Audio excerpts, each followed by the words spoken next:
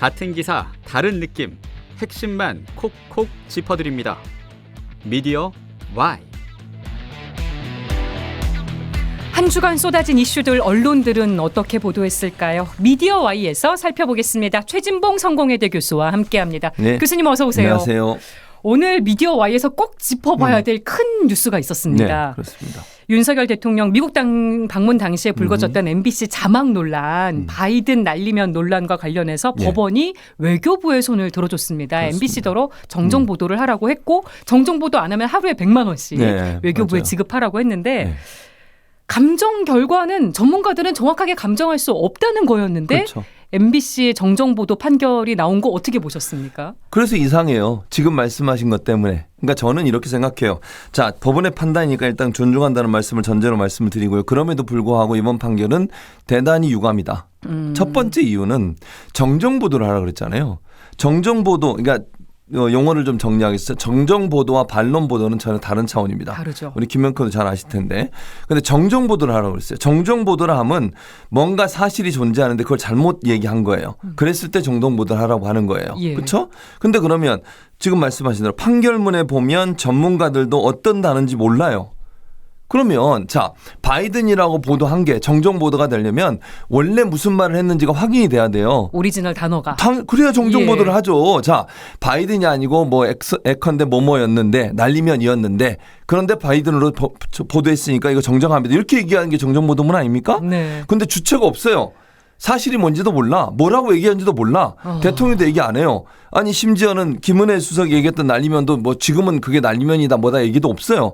그리고 판결문에도 뭐라고 나온 게 없어요. 그럼 대체 없어요. 뭘 정정하라는 거죠? 아니 그러면 바이든일 확률도 남아 있는 거예요. 지금 상황에서는. 그렇잖아요. 정확한 그 오리지널 단어가 규명이 안 됐으니까. 안 됐으니까 정정 보도를 할 수 없죠. 반대로 그냥 반론 보도라고 하면 예컨대 MBC는 바이든하고 보도를 했지만 뭐 대통령실이나 아니면 대통령은 이렇게 얘기하고 있다든지 그게 아니라고 주장을 하고 있다든지 이러면 반론 보도문은 되잖아요. 네. 근데 정정 보도를 하라고 그러는데 정정할 내용이 뭔지를 몰라요 지금. 아니 그러면 바이든일 확률이 전혀 없는 게 아니잖아요. 아까 반복적으로 말씀을 네. 드리지만 그런 상황에서 정정 보도를 하라고 판결을 내린 이 재판부의 판결이 저는 이해가 안 되는 거예요. 상충이 된다는 거예요, 제 말은. 대통령실 입장이 바로 나왔는데요. 네. 공영이라 주장하는 방송이 과학적이고 객관적인 확인 절차도 없이 자막을 조작했다. 국익에 중대한 영향을 미치는 허위 보도는 대단히 무책임한 일이다. 대통령실은 허위 보도라고 단정을 했습니다. 아니 판결문에 분명히 그게 어떤 단어인지 모른다고 나왔는데 어떻게 허위 보도라고 단정을 하죠? 그게 바이든인 확률이 남아 있는 거잖아요. 다시 말씀드리면 예. 명확하게 어떤 단어인지 확인이 안 되고 많은 국민들은 듣고 바이든으로 이해하고 들은 경우도 있었고 그리고 그때 상황을 보면 바이든이라는 말이 들어갈 때 이해가 잘 되는 상황이에요. 그래서 많은 국민들이 바이든으로 들었는데 그게 대통령실에서는 허위 보도래요. 무슨 근거로 그런 얘기를 하시는 거죠? 예를 들면 판결문에서 전문가들의 분석을 들어보니까 바이든이 아니더라. 그러면 그게 얘기가 되죠. 판결문도 모른대요. 모른다는데 왜 이게 허위 보도냐는 거예요. 무슨 근거로 그런 얘기를 하시는 거죠 대체? 아니 문제가 있다고 지적하고 판결문에 나왔지만 그 판결문 자체가 저는 이해가 상충된다고 보는데요. 예. 왜냐하면 정정 보도를 하라고 하면서 정정할 내용이 뭔지에 대해서는 증명을 못해요. 근데 어떻게 정정 보도를 하냐는 것이고 그렇다고 하면 100번 양보해서 저는 반론 보도문을 하라고 하는 건 이해가 되겠지만 정정 보도를 하라고 하는 건 저는 이해가 안 돼요. 그런데 지금 말씀하신 것처럼 대통령실에서는 허위 보도다. 무슨 근거로 그런 얘기를 하냐고요. 그러면 제가 물어볼게요. 또 국민들은 물을 겁니다. 대통령실은 과연 그 당시에 윤석열 대통령이 무슨 말을 했습니까? 그러면 얘기하세요. 그러면 그래야 되는 거 아닙니까? 그리고 객관적인 검증 과정을 안 거쳤다고요? 그거 듣고 나서 MBC에 있는 취재팀 네. 그 뉴스룸에서 담당자들과 관계자들이 함께 몇 번을 들으면서 확인했어요. 했죠. 그렇죠. 그게 게이트키핑 과정이에요. 그리고 언론사가 100% 예를 들면 그러면 만약에 이런 논리로 따지면요. 이거 어떤 하나 보도하기 위해서는 3박 4일이 아니 한 달이 걸릴지도 못해요. 전문가들한테 갖다 보내주고 이거 맞는지 들어보고 또 확인해보고 한 군데서 들으면 안 되니까 두 번째 곳에 물어보고 이게 뉴스예요? 뉴스가 될 수 있습니까? 언론사에 다 그렇게 보도합니까 지금? 아니 조중동이나 이런 언론사들이 그럼 전부 그렇게 다 검증해서 보도해요? 매일 얼마나 많은 뉴스가 쏟아지는데. 그럼요. 그리고 뉴스라고 하는 건 새로운 걸 얘기하는 거예요. 그리고 네. 의혹이 있고 충분히 의혹을 제기할 만한 상당히 믿을 만한 근거가 있으면 보도하는 거예요. 그게 보도의 기본적인 원칙이에요. 그런데 그걸 가지고서 허위 보도라고 그것도 단정적으로 얘기를 해요. 저는 대통령실의 이 발표가 도저히 납득할 수 없는 발표라고 생각합니다. MBC가 즉각 항소를 하겠다고 했습니다만 지금 상황으로는 네. 이제 정부 입장대로 흘러가고 있는 것 같기는 합니다. 네. 요거는 조금 더 지켜봐야 될 것 같고요. 저희가 다음 사안 이낙연 전 민주당 대표가 어제 민주당을 전격 탈당했습니다. 네. 이 전 대표가 이제 전날 그 민주당을 탈당했던 원칙과 상식 의원들과 함께 하겠다고 했는데 언론들이 어떻게 보도했는지 이거 제목 한번 들어보겠습니다. 1월 12일자 경향신문 사설. 결국 갈라선 이낙연과 이재명의 정치 유감스럽다. 1월 12일자 매일경제 사설. 이낙연 전 대표가 당을 버린 이유. 민주당은 자문해보라. 똑같이 이낙연 전 대표의 탈당을 다루는데 두 네. 신문의 사설 포커스가 미묘하게 다릅니다. 그러네요. 경향신문은 이낙연 전 대표와 이재명 대표를 둘 다 비판하고 있고 매일경제는 이재명 대표의 책임에 더 무게를 두는 것 같은데 네. 이 두 신문의 논조가 다른 배경 어떻게 보십니까? 저는 개인적으로 신문사가 갖고 있는 어떤 이데올로기적 정치적 성향과도 일정의 영향이 있다고 생각해요. 그러니까 매일경제 물론 뭐 매일경제가 보수냐 그렇게 단정적으로 얘기할 수는 없지만 보수적 성향에 더 가깝다고 보여지는데 그래서 결국 이낙연 전 대표의 탈당에 대해서 마치 민주당이 문제가 있는 것처럼 이렇게 제목을 뽑았다고 생각을 하고요. 경향신문 같은 경우는 양비론을 폈어요. 양쪽 네. 다 문제가 있다라고. 근데 이것도 전형적으로 저는 언론사가 본인들의 입장을 표현하는 걸 유보하면서 뭔가 중립적인 성향을 있는 것처럼 보여지는 거라고 생각해요. 저는 이것도 잘못됐다고 생각해요. 명확하게 어떤 사안에 대해서 네. 사설이라고 하는 건 그 언론사의 입장 아닙니까? 예. 그 어떤 현안과 이슈와 내용에 대해서 언론사는 어떤 입장을 갖고 있는지를 명확하게 보여주는 게 사설이라는 거예요. 그래서 이름도 안 쓰고 회사의 공식 입장으로 나오는 겁니다. 그렇죠. 그런데 이렇게 양비론 쓰는 것도 저는 바람직하지 않다고 생각해요. 정확하게 경향신문은 어떤 입장을 갖고 있는지를 밝혀야 되는 거 아니겠습니까? 그런 점에서 대단히 저는 유감스럽고요. 이게 사실은 현재 이낙연 전 대표가 탈당한 이후에 민주당이 그럼 동요를 하거나 아니면 지지자들이나 아니면 뭐 지역에 있는 분들이나 전체 여론 자체가 누구에게 책임이 있냐고 물어본다고 하면 예. 아직까지는 거기에 대한 공식적인 여론사 결과는 없지만 저는 기본적으로 민주당의 동요가 없고 그다음에 국민들도 이 문제가 큰 이슈로 인식되지 않는 이유는 그리고 또 이낙연 전 대표가 탈당한 이후에 세력이 그것으로 모이지 않는 이유는 이것이 별로 정치적으로 큰 파장을 일으키지 못하고 있다고 생각해요. 그럼 그 점을 좀 지적해서 부각시켜서 보도하는 게 저는 맞다고 생각합니다. 예. 그러면 여러 가지 해석이 가능하잖아요. 이낙연 전 대표는 왜 탈당을 했을까? 예. 정치적 이유가 뭘까? 그게 과연 정말 그 이낙연 전 대표가 얘기하는 것처럼 민주당에 뭐가 큰 문제가 있어 나오는 것일까? 예. 아니면 본인의 정치적인 어떤 뭐 모색 또는 정치적인 입지 이런 부분 때문에 나오는 것인가? 네. 이 부분을 분석해내야 한다고 저는 생각을 하거든요. 근데 그런 부분보다는 단순히 이낙연 전 대표가 나온 것이니까 그거 자체가 민주당이 문제가 있는 것이다라고 바로 연결짓는 것은 예를 들면 이럴 수 있잖아요. 뭐 이낙연 전 대표를 제가 꼭 집어서 얘기를 안 하더라도 어떤 정치인이 본인의 입지가 점점 줄어들어서 그 입지를 강화하기 위해서 또는 정치적으로 뭔가 파장을 일으키기 위해서 몇 년 동안 수십 년 동안 있었던 당에서 나온 행위를 네. 어떻게 볼 거냐 분석하는 것은 각각 다른 입장이 있을 수 있다고 저는 생각해요. 예. 그런데 둘 다 지금 이재명 대표와의 뭐 갈등 문제라든지 아니면 민주당의 문제가 있는 것처럼 보도하는 것 자체가 저는 다양한 해석의 부분에 있어서의 가능성들을 축소시키는 요소가 되지 않나 이런 생각이 듭니다. 민주당 상황을 보면서 이 부분도 짚어보고 싶은데요. 지금 네. 각종 여론조사 결과를 보면 뭐 총선 자체가 정권 심판론 성격이 있기도 합니다만 네. 지금 여론조사 결과도 정권 심판론이 우세하게 나오고 있습니다. 그렇습니다. 근데 민주당 지지율은 그 정도 퍼센테이지는 나오지 않고 안 나오죠. 있거든요. 네. 그 간극이 생기는 이유는 어떻게 보십니까? 저는 그게 바로 민주당이 잘하지 못하고 있다는 거예요. 그러니까 국민들이 볼 때는 민주당이나 국민의힘이나 국민들의 기준에 봐서 열심히 못하고 있다는 것을 증명한다고 생각해요. 그게 정당 지지율에 반영이 된 거거든요. 그러니까 정당 지지율을 보면 거의 대부분 붙어 있어요. 비슷하거나. 네. 그러니까 민주당이 앞서 나간다고 하면 민주당이 잘해서 그런 결과가 나왔겠죠. 그런데 비슷한 경우가 나온단 말은 민주당에 대한 실망감, 국민에 대한 실망감이 똑같아요. 별 차이 없어요. 그 정당에 대해서는. 그런데 그러면 어떤 정당, 야당이나 여당 중에 어떤 정당이 다수당이 원하느냐 또는 어떻게 될 거라고 전망하십니까 물어보면 야당이 더 다수당이 될 가능성이 높다고 봐요. 그건 네. 바로 정권 심판론을 얘기하는 거예요. 그러니까 결국 이번 선거는 정당을 보고 찍는다기보다는 윤석열 대통령의 국정 운영에 대한 심판 성격이 강한 선거가 됐다라고 볼 수 있는 거예요. 그러니까 예를 들면 국민의힘을 지지하면서도 야, 이번 선거에는 국민이 좀 어려울 거야. 이유는 국민의힘의 문제보다는 윤석열 대통령의 국정 운영에 문제가 있다고 판단하는 경향이 더 많기 때문에 그런 경우가 나올 거다. 그러니까 결국 선거를 어떤 성격으로 규정하느냐의 문제의 차이가 있다고 보거든요. 그건 바로 정권 심판은 이번 총선의 절대적인 프레임이고 네. 그러다 보니까 정당 간의 차이가 별로 없더라도 야당이 더 유리한 상황에서 선거를 치를 거라고 하는 어떤 여론조사 결과가 더 많이 나오는 결과가 되지 않나 생각이 듭니다. 네. 그리고 또 짚어볼 사안이 있습니다. 현직 검사들이 지금 사표가 수리되지 않은 상태로 총선 출마 행보를 해서 논란이 되고 있는데요. 네. 요거 언론 제목들 한번 들어보겠습니다. 1월 10일자 조선일보 사설 현직 신분으로 정치판 뛰어드는 검사들 1월 2일자 경향신문 사설 현직 검사들 총선 출마 검찰 공화국이 자초한 기강 회의 지금 현직 검사들의 총선 출마 러시에 대해서 네. 보수신문, 진보신문 가리지 않고 비판을 하고 있습니다. 네. 이런 보도 경향은 어떻게 보십니까? 저는 이게 바로 윤석열 대통령이 총선을 어떤 방향으로 치를 거냐에 대한 우려와 걱정이 언론사의 사설에 포함됐다고 생각해요.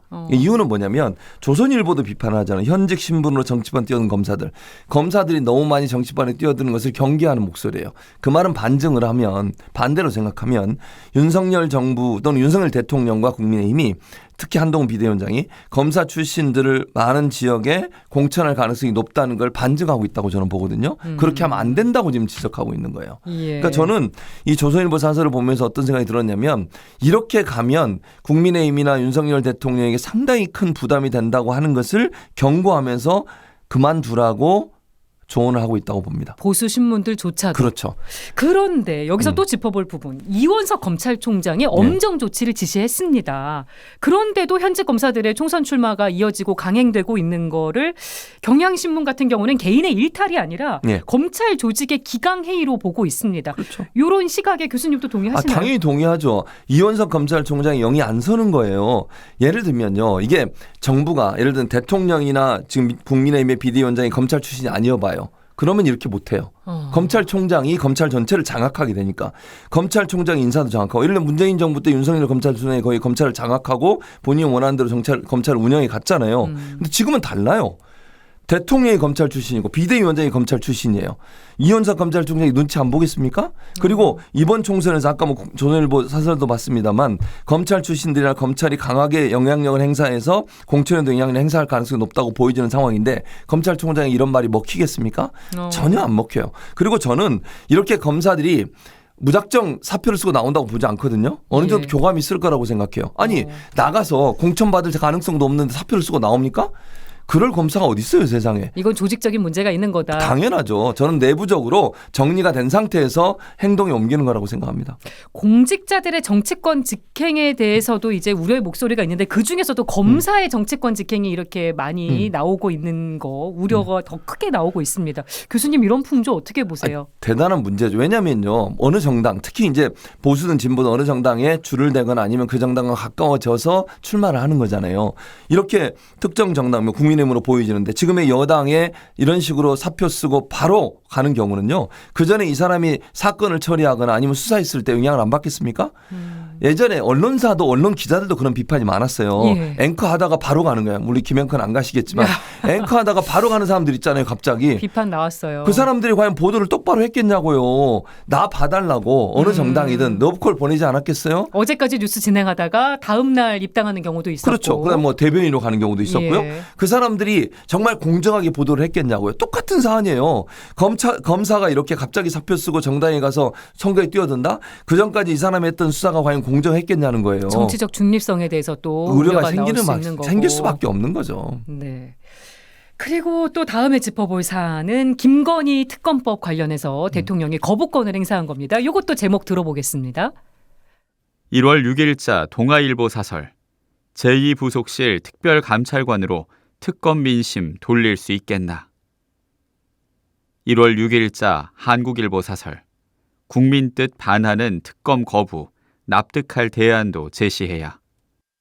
김건희 특검법에 대해서 윤석열 대통령이 거부권을 행사한 거에 대해서 이 부분도 보수 진보 신문 가릴 거 없이 지금 비판을 하고 있습니다. 아무래도 특검법에 대한 여론이 찬성이 높은 부분이 좀 가만히 된 것 같은데 그렇죠. 어떻게 보십니까? 같은 말이에요. 그러니까 지금 말씀하신 것처럼 전체 국민의 약 70% 정도가 특검 거부권에서 반대 의사를 분명히 하고 있습니다. 이런 상황이라면 이건 보수층에도 많은 사람들이 특검법은 통과된다고 생각하고 있는 거예요. 또 네. 특검법을 거부하는 것에 더 부정적인 생각을 갖고 있는 것이고요.